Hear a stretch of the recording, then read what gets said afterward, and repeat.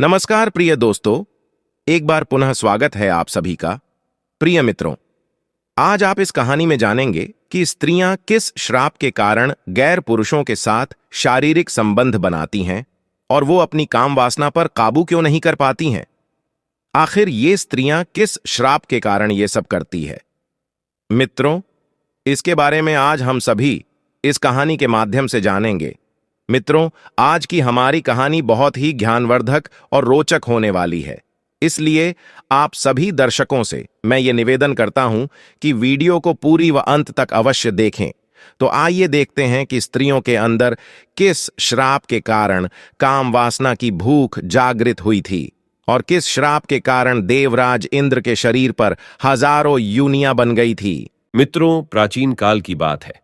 देवराज इंद्र अपने घोड़े पर सवार होकर वन भ्रमण के लिए निकलते हैं, अर्थात जंगल में घूमने के लिए निकलते हैं। और जैसे ही देवराज इंद्र अपने घोड़े को लेकर घूम रहे होते हैं तो उन्हें उस वन के अंदर एक कुटिया दिखाई देती है। और जब वो ध्यान से देखते हैं तो उस कुटिया के अंदर एक बहुत ही सुंदर स्त्री दिखाई देती है। और प्रिय मित्रों, जैसे ही देवराज इंद्र को वो सुंदर स्त्री दिखाई पड़ती है तो देवराज इंद्र उस सुंदर स्त्री को देखकर मंत्र मुक्त हो जाते और मन ही मन उससे प्रेम कर बैठते हैं। मित्रों, उस सुंदर स्त्री को देखकर देवराज इंद्र इस कदर उसके प्यार में खो जाते हैं कि वो अपना धर्म भी भूल जाते हैं और उसे जी जान से प्रेम करने लगते हैं।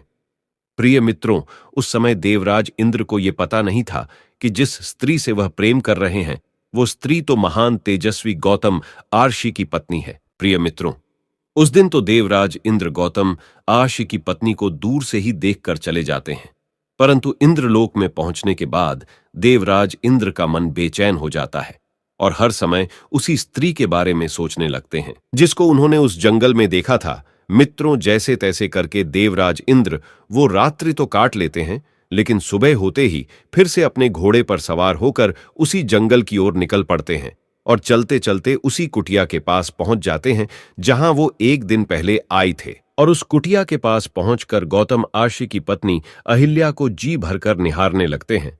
लेकिन मित्रों, इस बात का पता ना तो गौतम आर्षि की पत्नी अहिल्या को होता है और ना ही गौतम ऋषि को होता है कि देवराज इंद्र उन्हें छुप छुप कर देख रहे हैं। गौतम ऋषि की गिनती महारषियों में आती है। वह बहुत ही महान व तेजस्वी संत थे। ये अपने धर्म और कर्म का पालन करते हुए अपना जीवन निर्माण कर रहे थे।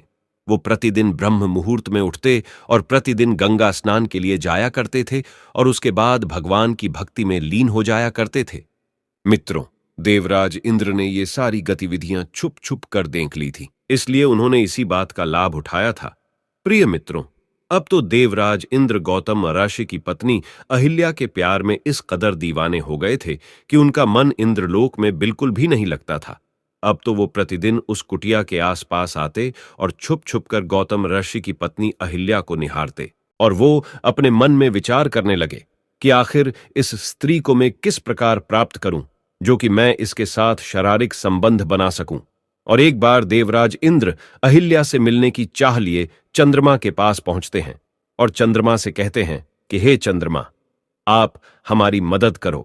तभी चंद्रमा कहता है, देवराज इंद्र, मुझे आपकी किस कार्य में मदद करनी है, स्पष्ट बताइए। प्रिय मित्रों, तभी देवराज इंद्र चंद्रमा से कहते हैं, आपको मेरा एक कार्य करना होगा। चंद्रमा कहते हैं, बताइए प्रभु, क्या करना है। तो देवराज इंद्र चंद्रमा को बताते हैं कि देखो चंद्रमा, मुझे एक स्त्री बहुत ही पसंद आ गई है और उसके साथ मुझे छल करना है और उसके साथ छल करने में आपको मेरी मदद करनी है। तभी चंद्रमा कहते हैं, देवराज इंद्र, मुझे साफ साफ बताइए करना क्या है। तो देवराज इंद्र चंद्रमा से कहते हैं, तुम मेरे साथ पृथ्वी लोक पर चलो और एक मुर्गा का रूप धारण करो। तुम मुर्गा बनकर मध्य रात्रि में बांग लगा देना और जैसे ही तुम अधिरात्रि में बांग लगाओगे और तुम्हारी आवाज को सुनते ही गौतम आर्षि जाग जाएंगे। वह समझेंगे कि अब सुबह हो चुकी है और वो गंगा स्नान को चले जाएंगे। उसी बीच में उनकी पत्नी अहिल्या के साथ छल कर लूंगा। मित्रों, एक बात हम आपको और बताते चलें कि कोई भी व्यक्ति उसी को अपने दिल की बात बताता है जिससे उसके विचार भली भांति मिलते हैं, अर्थात जो उसके जैसे विचारों का होता है। तो चंद्रमा और इंद्र एक विचारों के थे, क्योंकि प्रिय मित्रों, चंद्रमा भी अपने गुरु की पत्नी को लेकर भाग गया था और इंद्र ने भी एक महान अर्ष्य के पत्नी के साथ छल किया था, तो दोनों के विचार मिल गए प्रिय बंधुओं, और दोनों पृथ्वी लोक पर जाते हैं और गौतम और्षि की कुटिया के पास जाकर छुप जाते हैं। और जैसे मध्यरात्रि होती है तभी वो चंद्रमा मुर्गा बना हुआ आवाज लगा देता है और गौतम और्षि की आंख खुल जाती है। मित्रों, उस मुर्गा का आवाज सुनकर गौतम और्षि की आंख खुलती है तो गौतम और्षि गंगा स्नान के लिए अपना कमंडल कपड़े लेकर निकल जाते हैं। मित्रों, वो गौतम आर्षि उस माया जाल को नहीं समझ पाते हैं। वो ये नहीं समझ पाते हैं कि ये एक माया है। अब मित्रों, वो गौतम ऋषि झूठे सवेरे को देखकर गंगा स्नान को चले जाते हैं और उसी समय प्रिय मित्रों देवराज इंद्र गौतम ऋषि का भेष बनाते हैं और अहिल्या से छल करने के लिए उनकी कुटिया में घुस जाते हैं और अहिल्या के पास जाकर मीठी मीठी प्रेम की बातें करने लगते हैं। और मित्रों, बातें करते करते देवराज इंद्र अहिल्या को अपनी बाहों में जकड़ लेते हैं।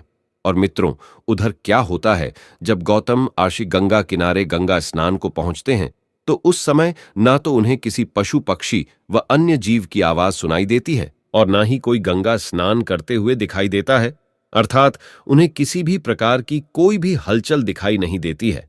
तो मित्रों, इस बात को भली भांति समझ जाते हैं कि हो ना हो ये किसी की मायावी चाल है। प्रिय मित्रों, इस बात का उन्हें आभास हो जाता है कि अवश्य मेरे साथ छल हो रहा है। प्रिय मित्रों, अपने मन में यह विचार करने के बाद वो गौतम अर्षि वहां से तुरंत कुटिया की ओर दौड़ने लगते हैं। तो अपनी कुटिया के समीप आकर वो देखते हैं कि कुटिया के द्वार पर एक मुर्गा बैठा हुआ है। तो वो गौतम अर्षि अपने हाथ पर जल लेते हैं और मंत्र पढ़कर उस मुर्गा पर मारते हैं तो वो चंद्रमा अपने असली रूप में आ जाता है। और जैसे ही कुटिया के अंदर पहुंचते हैं तो देखते हैं उन्हीं के भेष में एक पुरुष उनकी पत्नी के साथ शारीरिक संबंध बना रहा है। मित्रों, जैसे ही गौतम ऋषि इस दृश्य को देखते हैं तो उन्हें अत्यधिक क्रोध आ जाता है और उनके नेत्र लाल हो जाते हैं और कहते हैं कि हे मूर्ख स्त्री, तुझे अपने और पराये में कोई फर्क नजर नहीं आया। तुझ में अपने और पराये में पहचानने की शक्ति नहीं है, तो ऐसी स्त्री से क्या लाभ, तुझे तो पत्थर हो जाना चाहिए।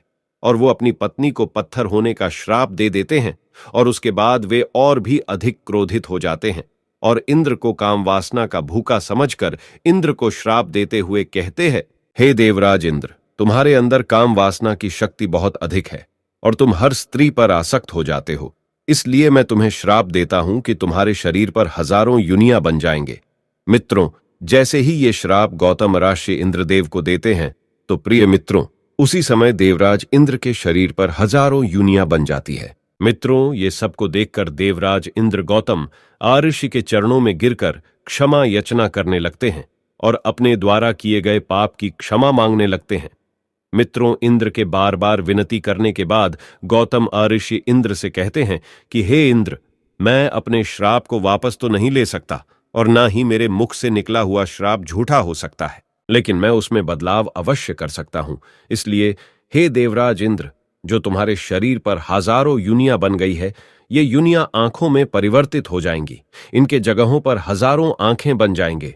प्रिय मित्रों, गौतम आर्षि के ऐसे कहते ही वो युनियां आंखों में परिवर्तित हो गई। और मित्रों, गौतम आर्षि ने जो अपनी पत्नी को पाषंड होने का श्राप दिया था, तो गौतम आर्षि की पत्नी अहिल्या उनसे कहती है कि हे स्वामी, इसमें मेरा कोई दोष नहीं है जो आपने मुझे पाषंड होने का श्राप दे दिया, क्योंकि मुझे इस बात का बिल्कुल भी एहसास नहीं हुआ कि मेरे साथ आकर के जिसने भी छल किया है, अर्थात जिसने मेरे साथ संबंध बनाई है, कि वह कौन है, क्योंकि वह तो आपके रूप में आया था तो मैं तो आपको ही समझ रही थी। इसलिए इस ग्रंथ में मेरी कोई भी गलती नहीं है, मेरा कोई भी कसूर नहीं है। मित्रों, उनके मुख से ऐसी बात सुनने के बाद वो गौतम ऋषि अपनी पत्नी अहिल्या से कहते हैं कि मैं अपने मुख से दिया हुआ श्राप वापस तो नहीं ले सकता, परंतु मैं तुम्हें एक वरदान अवश्य दे सकता हूं। कुछ समय बाद जब भगवान श्री हरि विष्णु मर्यादा पुरुषोत्तम भगवान श्री राम के रूप में अवतरित होंगे, वो ही आकर के आपका उद्धार करेंगे। उनकी चरण स्पर्श से ही आपका उद्धार होगा। उनके चरणों से स्पर्श होते ही तुम पुनः उसी रूप में आ जाओगी। मित्रों, इस प्रकार से काफी समय व्यतीत हो जाता है और भगवान श्री हरि विष्णु मर्यादा पुरुषोत्तम श्री राम के रूप में अवतरित होते हैं और अवतरित होने के बाद अपने गुरु के साथ उसी स्थान पर पहुंचते हैं जहां की गौतम ऋषि की पत्नी अहिल्या पत्थर की सीला बनी हुई थी। तो वो अपने गुरु से पूछते हैं कि हे गुरुदेव, यह पत्थर नुमा स्त्री कौन है? तो उनके गुरु बताते हुए कहते हैं कि हे राम, यह गौतम ऋषि की पत्नी अहिल्या है और वर्षों पहले से आपकी प्रतीक्षा कर रही है कि आप यहां आए और इनका उद्धार करें। मर्यादा पुरुषोत्तम भगवान श्री राम अपने चरण उस सीला से छुआते हैं और वो सीला एक स्त्री के रूप में परिवर्तित हो जाती है, अर्थात अहिल्या का उद्धार हो जाता है। तो दोस्तों, यदि आपको यह वीडियो पसंद आई हो तो प्लीज आप हमारे चैनल को सब्सक्राइब अवश्य करें, वीडियो को लाइक करें और दोस्तों सच्ची श्रद्धा से कमेंट में जरूर लिखें जय श्री राम, जय हनुमान। साथ ही देवों के देव हर हर महादेव सदैव आप पर अपनी कृपा बनाए रखे। प्रिय मित्रों, वीडियो को अंत तक देखने के लिए धन्यवाद।